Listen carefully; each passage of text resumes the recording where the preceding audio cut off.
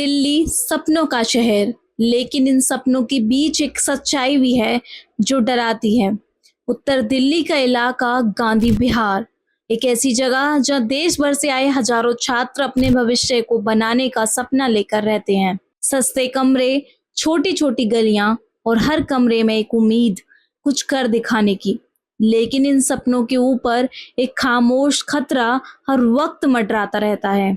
जरा ऊपर देखिए, आसमान साफ नहीं है, बिजली के तारों का जाल है, ऐसा जाल जो हर पल अनहोनी का संकेत देता है। ये तार इतने उलझे हुए हैं कि कभी भी एक चिंगारी बड़ी घटना में बदल सकती है।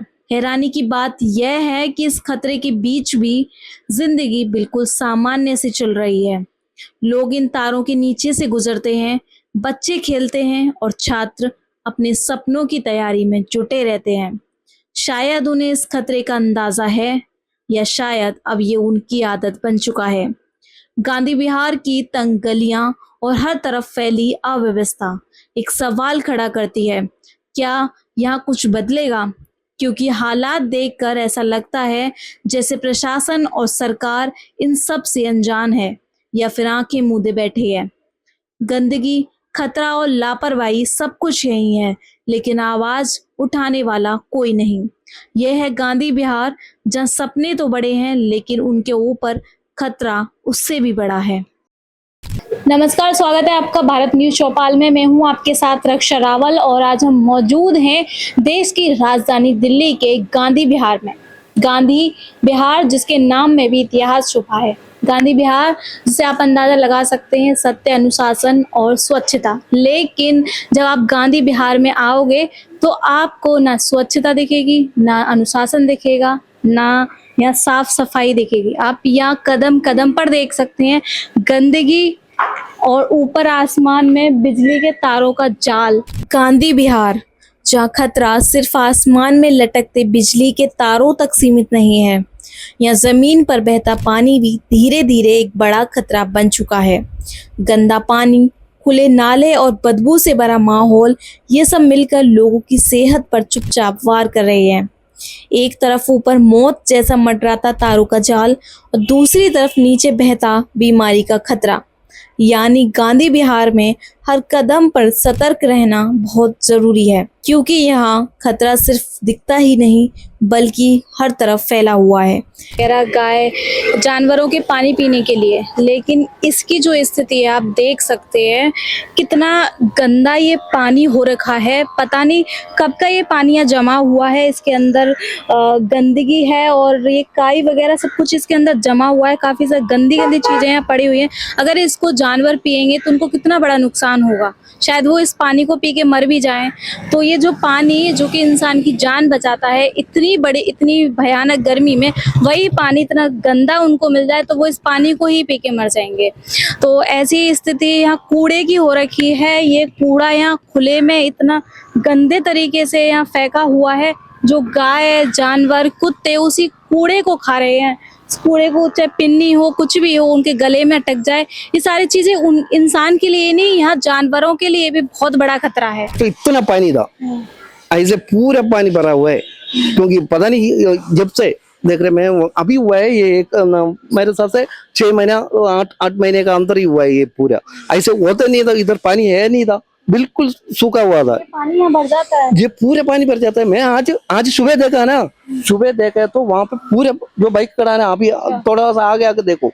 आज मैं इतना पानी में आया यहाँ पे सुबह तो आज सुबह आया कहाँ से पता नहीं। यही तो समझिए नाले मतलब यहीं का पानी होगा, नहीं तो पता नहीं कहाँ से पानी होगा। ये नाले का पानी है? नाले का नहीं तो ये घर का ऐसे पानी होगा ना। जो घर का पानी है वो सड़कों पे भर जाता है। हाँ, सड़कों में भर जाता है। वही हिसाब है। देखो आप अभी देखो उधर एक बार देखो। ये आप देख सकते हैं यहाँ जिस तरीके से ये बता रहे हैं कि ये जो नालियां बनी हुई हैं, नालियां भी नहीं है शायद, ये जगह है खाली। यहाँ घुटनों तक पानी भर चुका था सुबह का, और इन्हें ये नहीं पता ये पानी आया कहाँ से, नाले का है या घरों का पानी है, लेकिन यहाँ पानी जाने का रास्ता तक नहीं है। आप ये स्थिति यहाँ देख सकते हैं, पानी की स्थिति।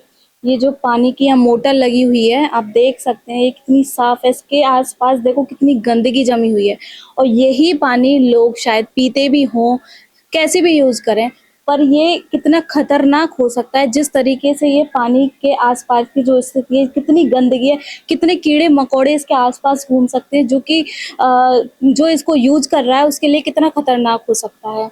दिल्ली जैसे महंगे शहर में जहाँ रहना और खाना कई लोगों के लिए सपना बन जाता है, वहीं गांधी विहार सस्ते कमरों और किफ़ायती खानों की वजह से एक राहत बनकर उभरता है।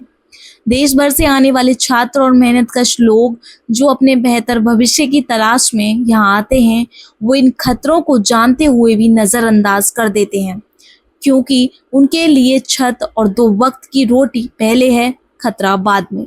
शायद यही वजह है कि यहाँ जिंदगी डर के साए में भी चलती रहती है, जहाँ हर तार, हर गली उनकी मजबूरी और उनके संघर्ष की कहानी कहती है। राम देखो, इतना वादा किया, अभी वो ये सरकार आया, आप ये कूड़ा और इस साइड में देखो पूरा गंदगी पूरा गली में। मैं तो इधर 2002 में आया था, मेरे साथ से 24 साल हो गया, लेकिन ऐसे हुआ नहीं है। देखो पूरा नाला, हमारे ई ब्लॉक में रहता है, नाला पूरा गंदगी, पूरा पानी भरा हुआ है। इस बार पता नहीं क्या हालत हो गया, कुछ समझ में नहीं आ रहा।